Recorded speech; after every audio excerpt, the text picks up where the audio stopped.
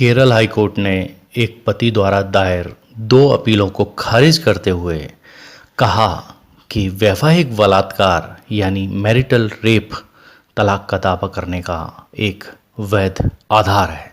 हालांकि भारत में वैवाहिक बलात्कार को दंडित नहीं किया गया है।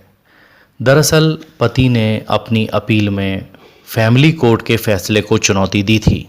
न्यायमूर्ति ए मोहम्मद मुश्ताक और न्यायमूर्ति कौसर एडप्पागथ की खंडपीठ ने पत्नी को तलाक की मंजूरी देते हुए कई महत्वपूर्ण टिप्पणियां की। उनकी पहली टिप्पणी ये थी कि पत्नी की स्वायत्तता की अवहेलना करने वाला पति का अनैतिक स्वभाव वैवाहिक बलात्कार है। हालांकि इस तरह के आचरण को दंडित नहीं किया जा सकता, यह शारीरिक और मानसिक क्रूरता के दायरे में आता है।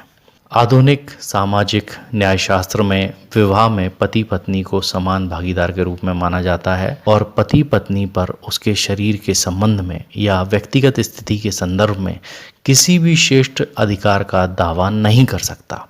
पत्नी की इच्छा के विरुद्ध पति द्वारा उसकी पत्नी के साथ यौन संबंध बनाना वैवाहिक बलात्कार के अलावा और कुछ नहीं है। यहाँ पर बता दें कि कोर्ट ने सबसे बड़ी टिप्पणी जो की है वो ये की है कि समय की मांग है कि विवाह और तलाक धर्मनिरपेक्ष कानून के तहत होना चाहिए। हमारे देश में विवाह कानूनों में बदलाव करने का समय आ गया है। हमारे कानून को वैवाहिक नुकसान और मुआवजे से निपटने के लिए भी तैयार होना चाहिए। हमें मानवीय समस्याओं से निपटने के लिए, मानवीय सोच से प्रतिक्रिया देने के लिए एक कानून बनाने की आवश्यकता है। उपरोक्त पंक्ति में कम से कम विवाह और तलाक के लिए सभी समुदायों के लिए एक समान कानून होने में कोई कठिनाई नहीं हो सकती है।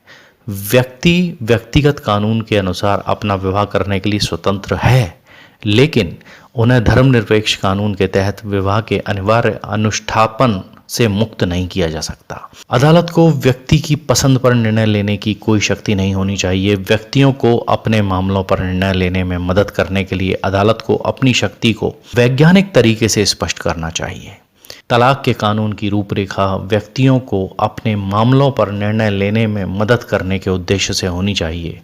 इस ढांचे को विभिन्न स्तरों पर एक मंच को बढ़ावा देना चाहिए ताकि व्यक्ति स्वतंत्र विकल्प का प्रयोग कर सके। समाज में विवाह के बदले हुए परिदृश्य में सामाजिक दर्शन से व्यक्तिगत दर्शन में स्थानांतरित होने पर हमें डर है कि क्या वर्तमान तलाक कानून संवैधानिकता की कसौटी पर खरा उतरेगा। ऐसे कानून में व्यक्तिगत पसंद और व्यक्ति के सर्वोत्तम हित के बीच उचित संतुलन नहीं है। जीवन साथी के धन और सेक्स की अतृप्त इच्छा भी क्रूरता की श्रेणी में आएगी। व्यभिचार के निराधार आरोप भी मानसिक क्रूरता का गठन करेंगे। इस तरह की कार्यवाही में तलाक के आधार पर की गई दलीलें पुनर्मिलन के किसी भी अवसर को खारिज करने वाले रिश्ते के लिए अधिक विनाशकारी हैं। केवल इस कारण से कि कानून दंड संहिता के तहत वैवाहिक बलात्कार को मान्यता नहीं देता है, यह अदालत को तलाक देने के लिए क्रूरता के रूप में इसे मान्यता देने से नहीं रोकता है।